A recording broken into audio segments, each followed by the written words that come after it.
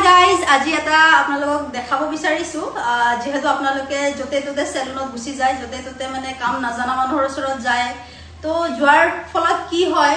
বিশেষকৈ চুলি আৰু স্কিন লৈ পেলাই আমি খেলৱাৰ একদম কৰিব নোৱাৰি চুলি আৰু আমাৰ ফেস বহুত ইম্পৰ্টেন্ট হয় আমাৰ কাৰণে সো হেবুৰলৈ আমি একেবাৰে খেলৱাৰ নকৰাটোৱে ভাল আৰু জতে ততে খুমাই যোৱাটো জতে ততে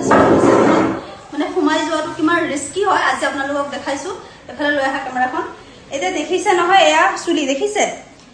দেখিছে এটো স্ট্ৰেট কৰি প্লা হৈছে স্ট্ৰেট কৰাৰ পিছত দেখিছে চুলি আধা নাইকা কৰিছে মানে জলাই পেলাই দিছে আৰু মানুহজনী গমে নাপায় তেখেতৰ চুলি যে এনেকা মানে স্ট্ৰেট কৰাৰ পিছত যে পৰিছে তেখেতে গমে নাপায় কেদিন পিছত তেখেতে গম পাইছে যে তেখেতৰ এইফালে চুলিয়ে নাই তো স্ট্ৰেট কৰি পেলাই চুলি এনেকা পেলাই দিছে মানে জলাই পেলাই দিছে তো কিমান এটা ৰিস্কি কাম কৰিছে এটলি এটো মানে এটো কোনে কৰিব পাৰিব জুনে কাম নজনা মানুহে এটো মানে এনেকা কাম কৰিব পাৰিব জুনে একজন এক্সপাৰ্টে কেতিয়াও এনেকা কাম